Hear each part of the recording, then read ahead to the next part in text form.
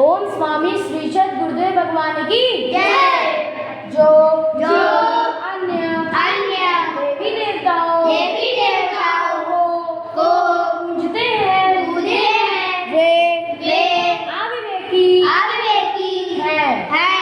उनका पूजन विधि पूर्वक नहीं है, इसलिए नष्ट हो जाता है। तो बच्चों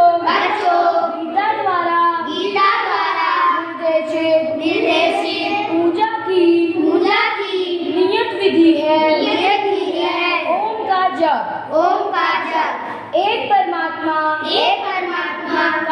का स्मरण ध्यान और किसी संत महापुरुष की शरण और सेवा बस इतना ही है। ध्यान पूजन भजन की निर्धारित विधि एक परमात्मा के भजन से आपके सभी कामनाओं की पूर्ति हो जाएगी। प्रिय बच्चों, बड़े भाग्य से जब मानव शरीर मिलता है जो देवताओं को भी दुर्लभ है। इस मानव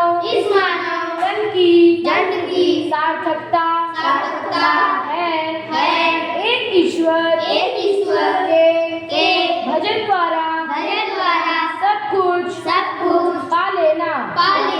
ईश्वर को भी विश्व के सभी मनुष्यों का और आपका भी धर्मशास्त्र गीता है। सृष्टि के आरंभ से प्रसारित इस आदि ज्ञान को महर्षि वेदव्यास ने लगभग 5200 वर्ष पूर्व संकलित करके निर्णय दिया कि गीता धर्मशास्त्र है। गीता सुगीता कर्तव्य किन्नय शास्त्र विस्तरः अर्थात जब ईश्वरीय गायन गीता शास्त्र है तो फिर अन्य शास्त्रों के विस्तार में जाने की क्या जरूरत है। अतः मानव मात्र के आदि धर्मशास्त्र गीता का अनुसरण करें। आइए अब धर्म और धर्मशास्त्र के बारे में जाना जाए।